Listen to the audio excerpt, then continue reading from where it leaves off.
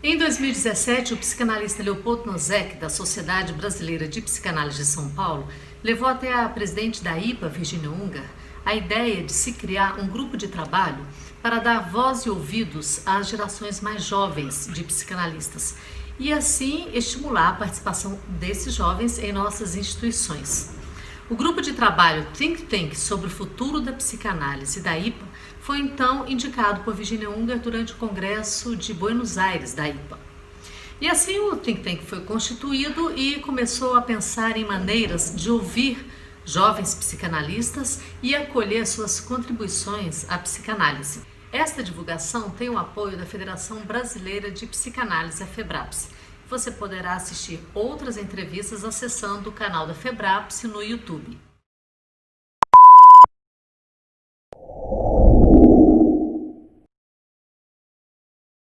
Isso que a gente está fazendo é para o Think Tank do futuro da psicanálise e da IPA.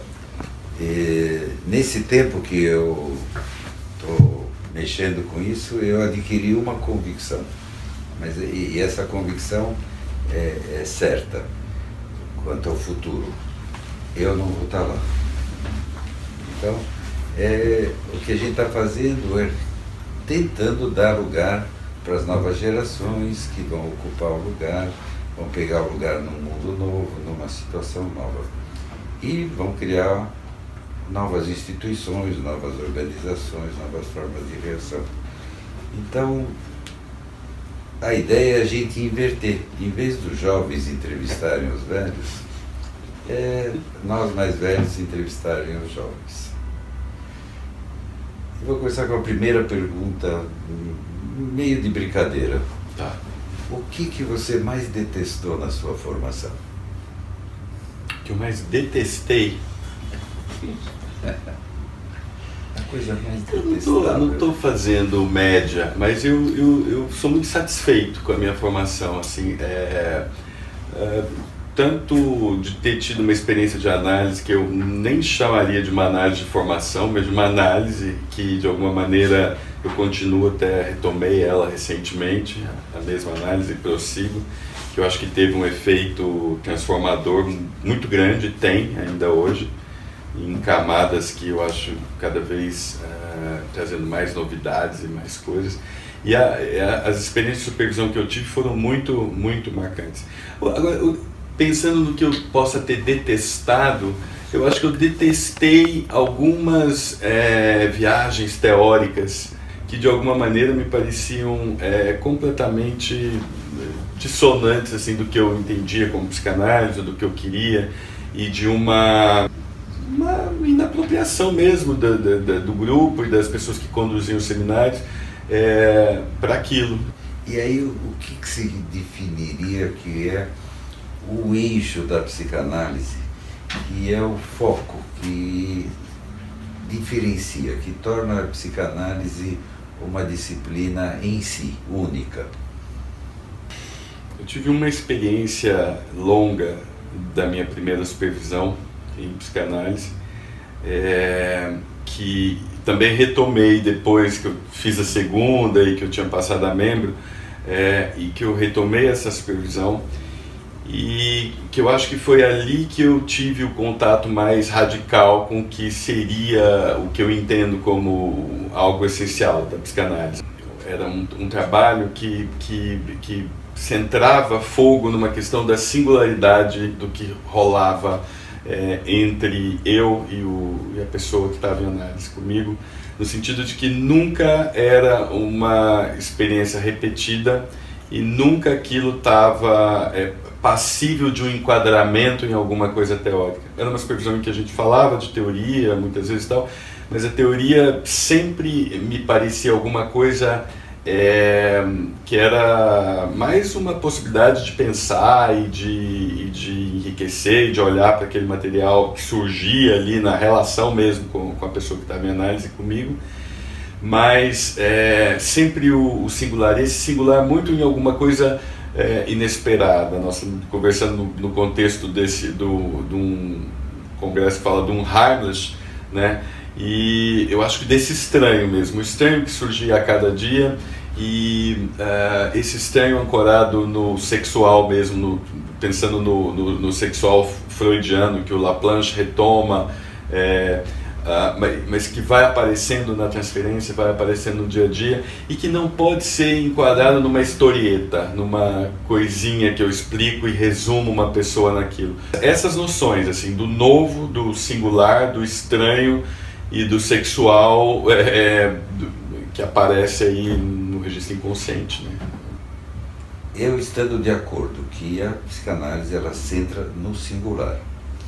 A instituição analítica ela não tem remédio do que criar regras, criar generalizações. É característica da instituição.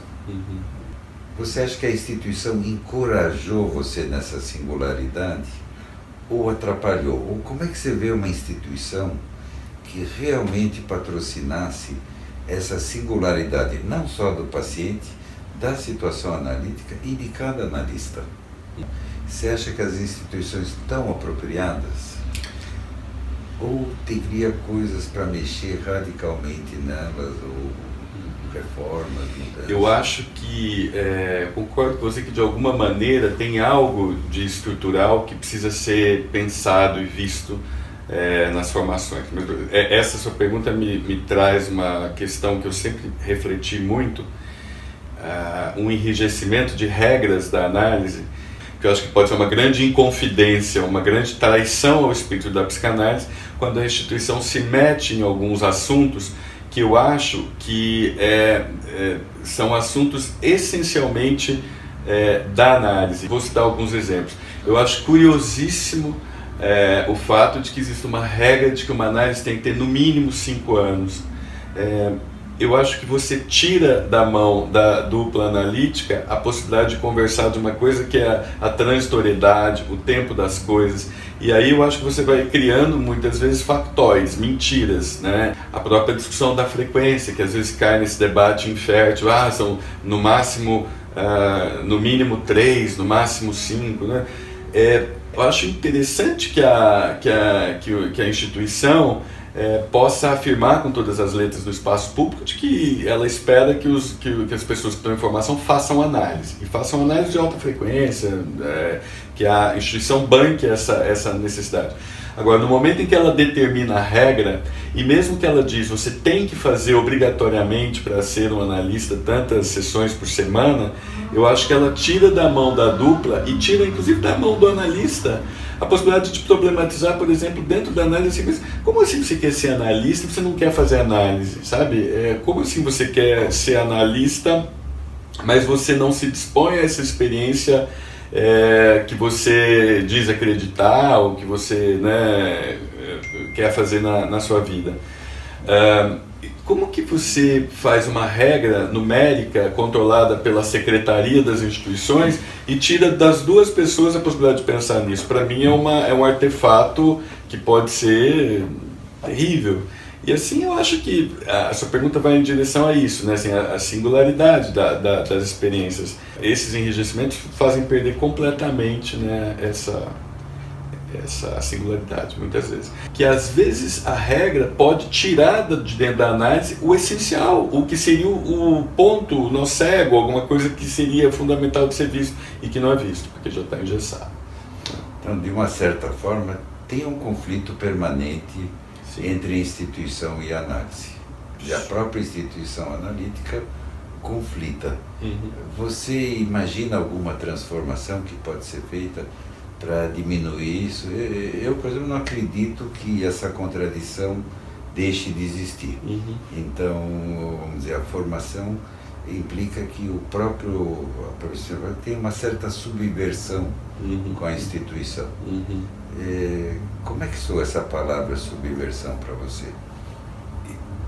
Eu tive um ato falho quando eu estava escrevendo meu trabalho para o Congresso, quando a mesa que eu participei, o tema era Inconfidências e o mal-estar na civilização, como o mal-estar na civilização.